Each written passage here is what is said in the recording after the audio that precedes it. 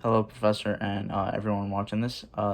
It's Christopher here, and today I'm focusing on my video for Stein's influence on modern art. So for this video, I will be exploring Gertrude Stein, who was a famous writer during the time, and she mostly resided in France, but her and her brother Leo Stein, who was also famous. He was a art collector, and they both created the Stein Salon, which was often viewed as the first museum of modern art, and it was very important to the Steins and fellow artists due to their revolutionary modernist and individualist ideals. And it was located, and I believe it's still there, at 27 Rue de Flores 75006, Paris, France. Um, as I was saying, the salon exhibits famous artists and works up from these artists, and it was really important to revolutionizing art, whether it was literature, music, and regular art during the time period, since many did not focus on that ideology. However, Gertrude Stein paved the way for that to continue. And though the two, Leo and Gertrude Stein, had their oppositions, they both did help revolutionize literature and art during this time period. One specific artist that Gertrude Stein was very connected to was Pablo Picasso. Gertrude Stein and Pablo Picasso had a very important relationship and friendship between the two, since Gertrude Stein was almost a mentor to Pablo Picasso.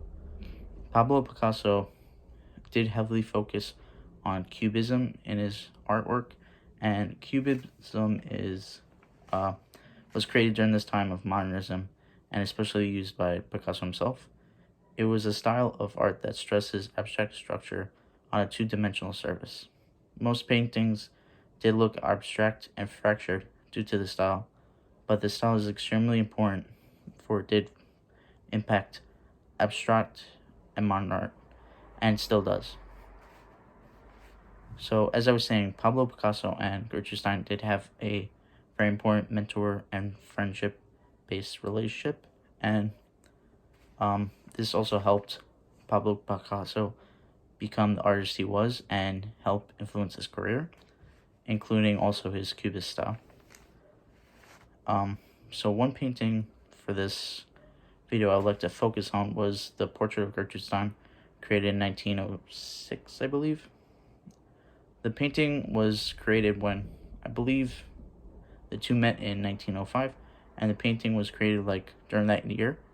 And though many did criticize Pablo Picasso because it did not look like Gertrude Stein, he always said that she will, meaning that the painting did not really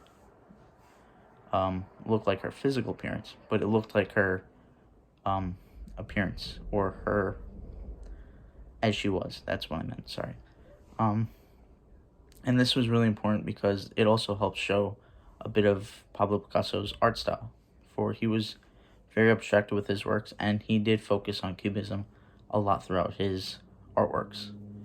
And the painting did show a way to, like I said, convey Gertrude Stein as she was, not as her physical appearance.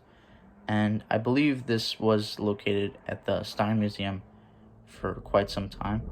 However, now I'm not 100% sure where it resides. I think it was auctioned, but I could be wrong. But it's really important and interesting to show how art such as this was not common during the time period, and how Gertrude Stein allowed this art to be not only published but reside in her salon, because it showed, again, like the revolutionary ideology that Gertrude and Leo, both Steins, focused on during their salon, and their views on art as a whole, and did again stress this modernist view. Another painting that I did look at that I personally found really interesting was The Weeping Woman by Pablo Picasso, and it was created in 1937, and I think it's based on the partner. I think Pablo Picasso's partner and photographer, Dora Maar. I could be incorrect about that, but I believe that's what it's based on, though it's very abstract. But the painting was, as stated, extremely abstract and, um, sorry, it the painting was extremely abstract, and it did represent immense grief and universal pain, as well as suffering, specifically pain and suffering. Um, I found the painting really interesting because I know Pablo Picasso did state that when he created the painting, it was not that he created it, but like he just obeyed his vision to create it. And like it was almost like he was destined to do it, where he had like the pull to create it, which I found really interesting. And the painting is, as stated, like extremely abstract, and I thought it was really interesting due to its like abstractness. I don't have a picture of it, but if you look up "The Weeping Woman" by Pablo Picasso, you will find the picture. But it does show how, um, uh, like you see the grief and you do see the abstractness of the painting. But I did find it interesting, the historical context behind it, because it, as Pablo Picasso said, it represents like a universal grief, and like he just drew it as he felt, which was the pain. And I thought that was really interesting. But it also, as say like throughout the whole video, showed again the honest views, because the painting is very abstract. But though this and cubism wasn't very common during the time prior, it was during this time period. And Gertrude Stein and Pablo Picasso specifically helped create this modernist view. And I do believe Gertrude Stein did have a heavy influence on Pablo Picasso, maybe even helping him create his cubist style. And overall, I thought it was a really interesting concept, and the two paintings were really interesting.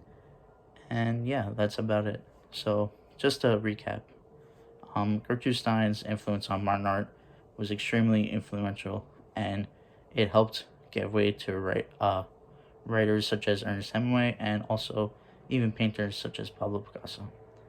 So again, I would like to thank everyone for watching, and thanks again, Professor, for listening, and to everyone, thank you and enjoy the video, and I'm glad you enjoyed it, and again, thank you.